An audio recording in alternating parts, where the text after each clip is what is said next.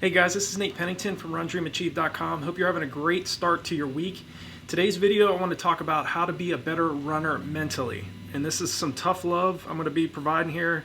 No fluff. The bottom line is you have got to decide how great you want to be in your chosen event and in your chosen sport, whether it's running, swimming, wrestling, whatever it is.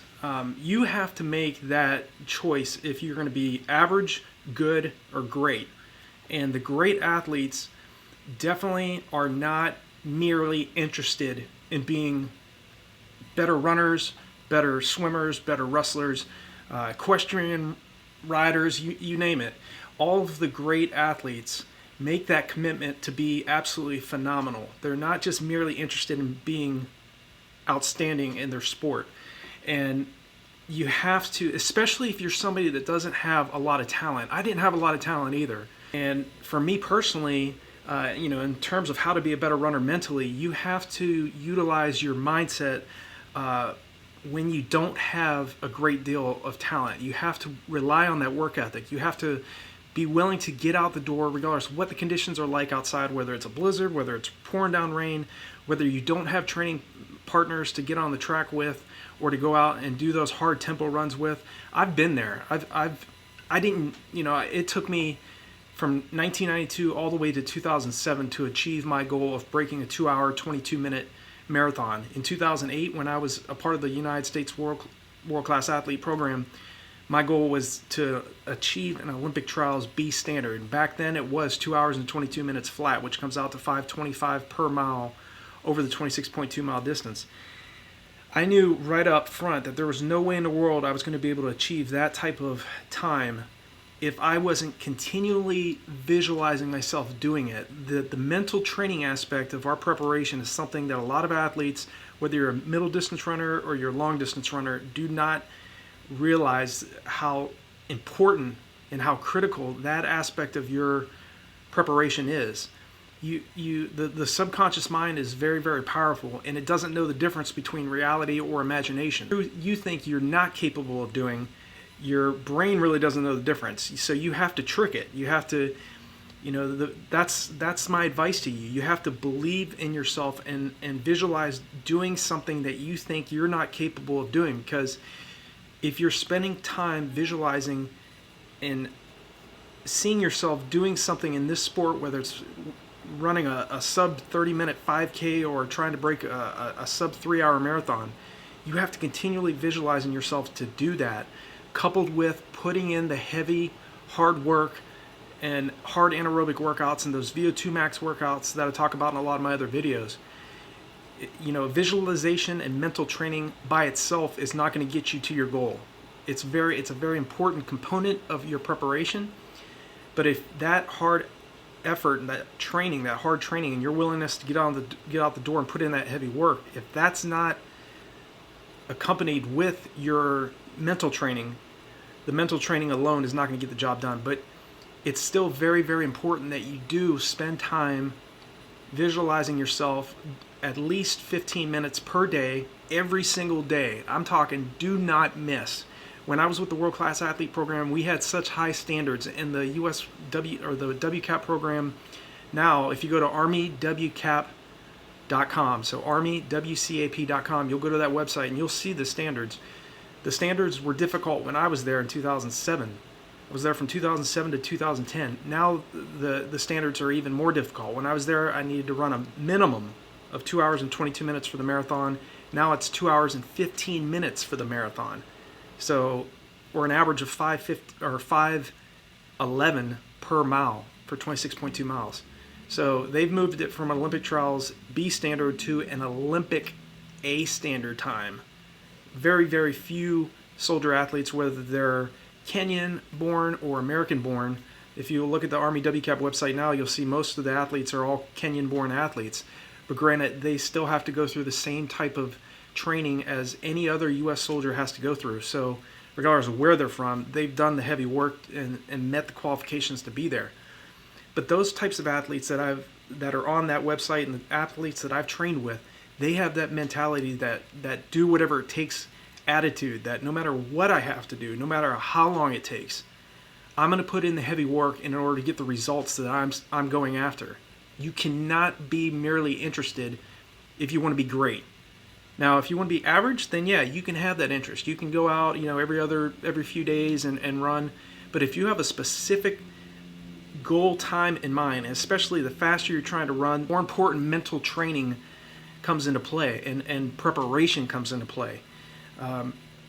When I first started in the sport, I was not one foot in, 1 foot out. I was not lukewarm. I was 100% committed. I found an activity that I absolutely loved in distance running, and I was going to commit to pushing my body as I possibly could in training, and I was going to train my mind to get to that point where I was going to achieve what I wanted. You have to think outside the box if you want to be great as a distance runner or in any avenue you're going after. How to be a better runner mentally.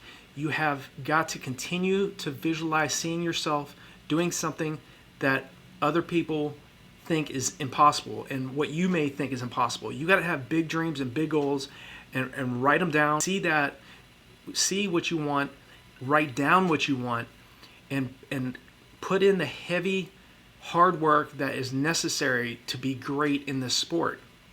And again, I started running the mile and the 2 mile in high school. I was a 5:30 mile specialist. The first time I ran the mile was in 5:30. The first time I ran the 2 mile was in 11:30 as a freshman in high school. Nothing would have, those times do not equate to a 2:19:35 marathon, which comes out to 13 back-to-back 2 miles in 10:38 each with no rest. So it's about longevity. You have to have the mindset to think long-term and to know that any difficult goal that you're going after is not going to happen overnight. You cannot plant a seed today and expect an oak tree to be out in your backyard the next day. That's the big problem, because we, as athletes, we want results. We're already driven, focused professionals as it is, and we get disheartened and we get frustrated when we don't see the results we want overnight.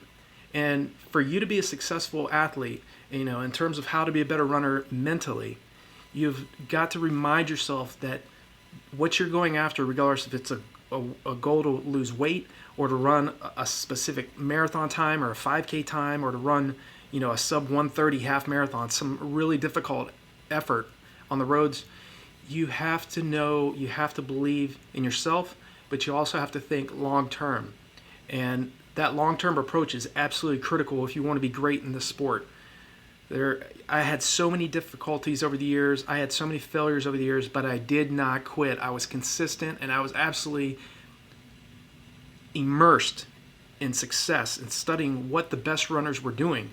That's why I created RunDreamAchieve.com, because I knew there was a point in my career where I was not going to be competing anymore, and I had to get to a point where I could take this experience and this knowledge of what I know about middle to long distance running and what it takes to be great in the sport and share it with other runners.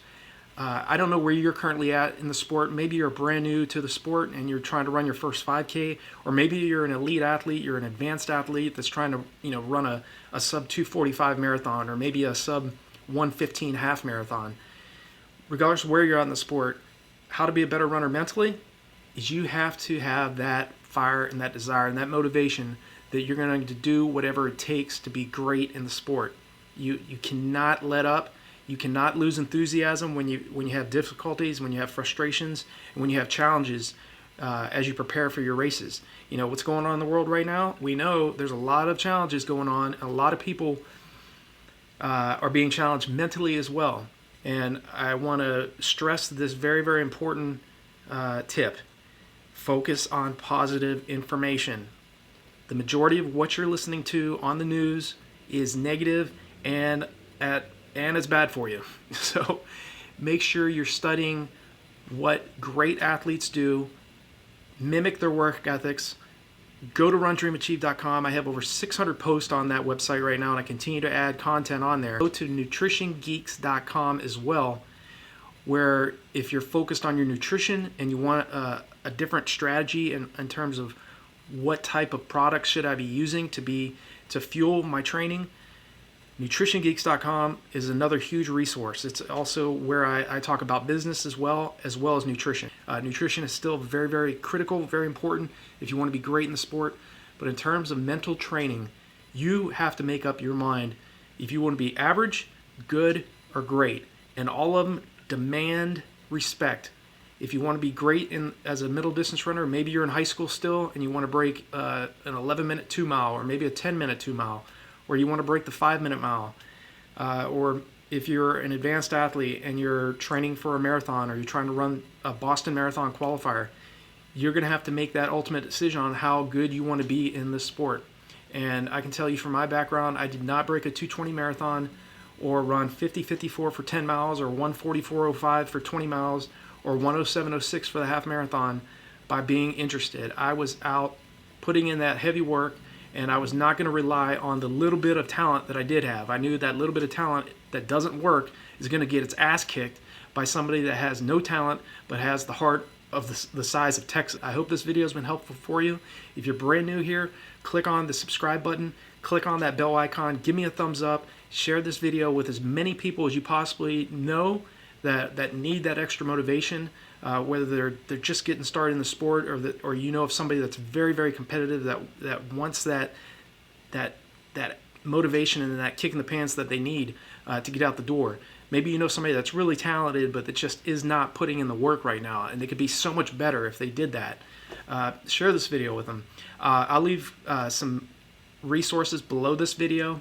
Definitely check out the links here as well, and let me know in the comment section what you're having issues with. What's something that is really causing you a problem in your training, and let me know. So I'll talk to you guys in the next video.